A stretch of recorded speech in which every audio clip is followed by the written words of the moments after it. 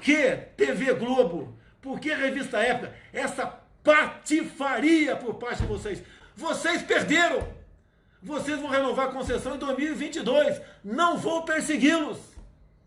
Mas o processo vai estar limpo. Se não tiver limpo, legal, não tem renovação da concessão de vocês e de TV nenhuma.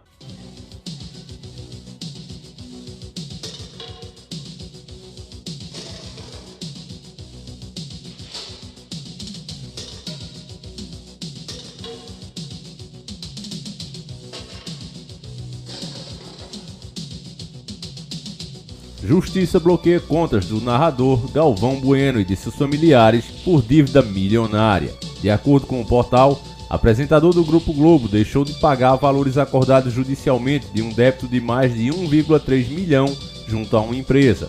A matéria é muito recente, enviada pelo nosso querido irmão Lucas França, esse veterano aqui nas dicas, que fica mais um abraço para ele. O narrador da Globo e apresentador do programa Bem Amigos no Sport TV, Galvão Bueno, sofreu um bloqueio em suas contas após decisão judicial por um reconhecimento de um débito de mais de 1,3 milhão junto a um credor. O débito foi homologado pela 9ª Vara Civil de São Paulo e a informação inicial é do portal O Dia. Os valores penhorados das contas do narrador, detidos pela Justiça, ainda teria sobrado para familiares de Galvão, agora que também entraram na negociação como avalistas da aquisição de crédito. O processo judicial havia começado em junho. Na época, Galvão pagou 600 mil da dívida aberta, mas ainda sobraram duas parcelas de 120 mil para quitar o montante, pouco mais de 760 mil reais em débitos que não foram pagos em duas parcelas atrasadas.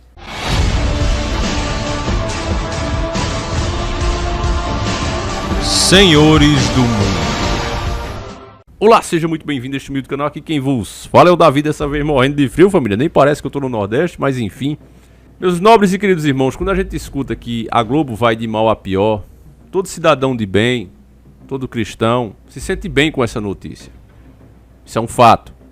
Porque nós lembramos muito bem, principalmente você que está desperto, lembra que a Globo ajudou muito para que o país... Talvez ela seja a principal peça que tornou tudo possível de tornar o país essa colônia eterna. Tudo foi possível graças ao apoio da Globo, que ajudou a eleger presidentes ilegítimos como o Fernando Collor, por exemplo, que é um fruto da Globo.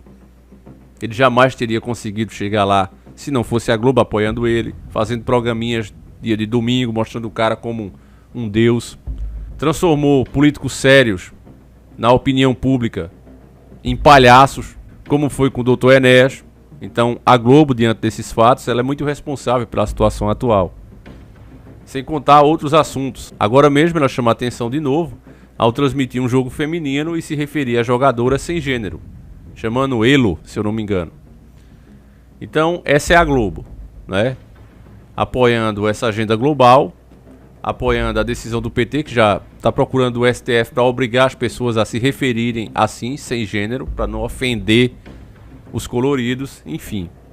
Quando a gente escuta que o Galvão Bueno está numa situação difícil, infelizmente não é para a gente se alegrar, meus irmãos. E eu digo infelizmente mesmo, porque faz parte da grande mídia, é um dos seus artistas principais, então é farinha do mesmo saco. Mas tem que dizer infelizmente porque... Sendo realista e colocando os pés no chão, se tá ruim para Galvão Bueno, imagine como tá pro povão. Uma notícia dessa, dizer que o cara teve as contas bloqueadas, inclusive dos seus credores, né? Ninguém teve nem para bancar ali a parcela dele. Pessoas que confiam nele, que inclusive foram credores dele, e não tiveram também para bancar. Então mostra a real situação do Brasil. E realmente essa situação financeira, meus irmãos, tá ficando perigosa para todas as classes. Aquela treta de classes que o PT sempre alimentou e a mídia ajudou a isso, agora tá começando o povo entender que se tá ruim para um, fica ruim para todos. Os únicos que estão lucrando bilhões, e cada ano que passa, isso é comprovado, a gente mostra matérias aqui o tempo todo, é justamente quem não produz nada, são os bancos. E, infelizmente, meus irmãos, é uma questão de lógica. Eu vejo muitas pessoas ainda querer defender o presidente. Eu até entendo que defenda o presidente. Quando tira a economia de fora, o Bolsonaro é até uma pessoa que representa muita gente. Dá até umas opiniões verdadeiras. Mas, infelizmente, ele deixou a principal mola do seu próprio governo e de qualquer nação, que é o dinheiro. É o que movimenta os países. Ele deixou na mão de um banqueiro. Então, a não ser que a pessoa seja um analfabeto político, a pessoa consegue entender que essa situação onde os bancos ganham cada vez mais e mais dinheiro sem produzir nada, é possível porque temos um banqueiro na economia. O cara estudou lá fora, ele foi treinado para fazer justamente o que ele está fazendo lá. Dólar alto para ele é legal. Por quê? Porque aquelas pessoas de fora, essas grandes empresas, conseguem comprar tudo aqui mais barato. Não tem outra lógica, meus irmãos. Em alguém que nasceu nesse país e por acaso vive e sobreviva aqui, querer o dólar alto. Muito pelo contrário, nós queremos nossa moeda forte, valendo muito mais do que o dólar, porque temos patrimônio para isso. Eles é que não têm. Precisam criar dinheiro a partir do nada. Nós não. Nós temos a riqueza real para atrelar a nossa moeda a isso. Podemos ter um real forte, uma moeda, tirava até esse nome, uma moeda brasileira de fato, forte.